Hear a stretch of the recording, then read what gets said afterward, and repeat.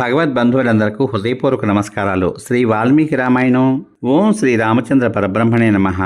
ఆపదామపహర్తారం దాతారం సర్వసంపదాం లోకాభిరామం శ్రీరామం భూయో భూయో నమామ్యహం. ఓం శ్రీ రామచంద్ర పరబ్రహ్మణే నమః. శ్రీ వాల్మీకి రామాయణం బాలకాండం 66వ సర్గయందలి గల 1వ శ్లోకం నుంచి 26వ శ్లోకం వరకు గల అన్ని శ్లోకముల యొక్క వచన భావ సారాన్ని జనకుడు శివధనుర్వృత్తాంతము చెప్పుట, రాముడు శివధనుస్సునకు నారి కట్టినచో అతనికి సీతను ఇస్తాను అని ప్రకటించుట అనే కథగా విందాం. తెల్లవారిన పిమ్మట జనక మహారాజు ప్రభాత సమయంలో చేయవలసిన కార్యాలన్నీ నిర్వర్తించి రామలక్ష్మణ సమేతుడైన విశ్వామిత్రుని పిలిపించాడు. జనకుడు విశ్వామిత్రుని రామలక్ష్మణులను యథావిధిగా పూజించి విశ్వామిత్రునితో, పూజ్యుడా, నీకు స్వాగతమగుగాక. నేను నీకేం చేయగలను? ఆజ్ఞాపించండి. నేను నీచేత ఆజ్ఞాపింపదగినవాడను అని పలికాడు. జనకుని మాటలు విని విశ్వామిత్రుడు, దశరథుని పుత్రులు, క్షత్రియులు, లోక ప్రసిద్ధులు అయిన ఈ రామలక్ష్మణులు నీ వద్ద గల శ్రేష్టమైన ధనుస్సును చూడదలుచుకున్నారు. ఆ ధనుస్సును చూపించు, నీకు భద్రమగుగాక. ఈ రాజకుమారులు దాన్ని చూసి కోరిక తీరగా వారి ఇష్ట ప్రకారం తిరిగి వెళ్తారు అని చెప్పాడు. విశ్వామిత్రుని మాటలు విని జనకుడు ఈ విధంగా ప్రతివచనం పలికాడు. మహాముని, ఈ ధనస్సు ఇచ్చట ఎందువల్ల ఉన్నదో ఆ వృత్తాంతం చెప్తాను వినండి.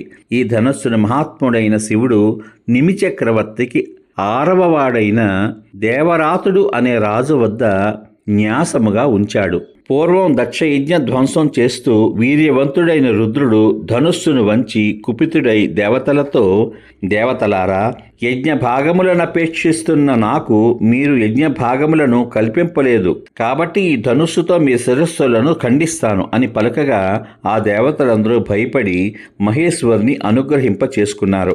మహేశ్వరుడు దేవతలను అనుగ్రహించి ఆ ధనుస్సును వారికి ఇచ్చివేయగా దానిని దేవతలు మా పూర్వపురుషుని వద్ద న్యాసముగా ఉంచారు. నేనొకప్పుడు యజ్ఞభూమిని దున్ని పరిశుద్ధం చేస్తుండగా సీత అను కన్య నాగలి నుండి బయటికి వచ్చి నాకు లభించింది. భూమి నుండి బయటికి వచ్చిన ఆమె నా కుమార్తెగా పెరిగింది. అయ్యో, నిజనైన ఈమెను వివాహమాడవలనంటే పరాక్రమమే శుల్కము అని నేను నిశ్చయించాను. మహాముని, భూతలము నుండి ఆవిర్భవించి నా కుమార్తెగా పెరుగుతున్న ఈమెను వివాహం చేసుకోవడానికి ఎందరో రాజులు వచ్చారు. ఆ రాజులందరూ వచ్చి కన్యకను ఇమ్మని కోరగా ఈమె వీర్య శుల్కమని చెప్పి నేను వారికి ఇయ్యలేదు. పిమ్మట ఆ రాజులందరూ కలిసి తమ బలం ఎంత ఉన్నదో పరీక్షించకనగోరి మిథిలకు వచ్చారు. తమ బలమును పరీక్షించదలిచిన వారికి ధనుస్సును చూపగా దానిని పట్టుకొనడానికి గాని కదల్చడానికి గాని వారికి సాధ్యమే కాలేదు. ఆ రాజుల బలం అల్పమైనది అని తెలుసుకొని నేను వారికి సీతను ఇవ్వడానికి నిరాకరించాను. ఈ విషయం తెలుసుకొనుము. ఈ విధంగా తమ బలము విషయమున సందేహం కలుగగా రాజులందరూ మిక్కిలి కోపించి మిథిలా నగరాన్ని ముట్టడించారు. ఇది తమకు జరిగిన అవమానమని భావించి కోపంతో మిథిలాపురిని బాధించారు. ఈ విధంగా వారి ముట్టడిలో సంవత్సరం గడవగా నగరంలో ఉన్న జీవనోపకరణాలన్నీ తరిగిపోయాయి. దానితో నాకు చాలా దుఃఖం కలిగింది. అప్పుడు నేను తపస్సు చేత దేవతలందరినీ అనుగ్రహింప చేసుకొనగా వారు నాకు చతురంగ బలాలు ఇచ్చారు. తమ బలాన్ని గూర్చి సందేహం గల ఆ వీర్య శూన్యులకు పాపాత్ములైన రాజులు యుద్ధంలో పరాజితులై సపరివారంగా దిక్కులు పట్టి పారిపోయారు. ఓ మునిశ్రేష్ఠ, మిక్కిలి ప్రకాశిస్తూ ఈ శివధనుస్సును రామలక్ష్మణులకు కూడా చూపిస్తాను. రాముడు ఆ ధనుస్సును ఎక్కుపెట్టగలిగినచో అయోనిజయగు సీతను ఇతనికి ఇచ్చెదను అని జనకుడు విశ్వామిత్రునితో పలికాడు. సమాప్తం.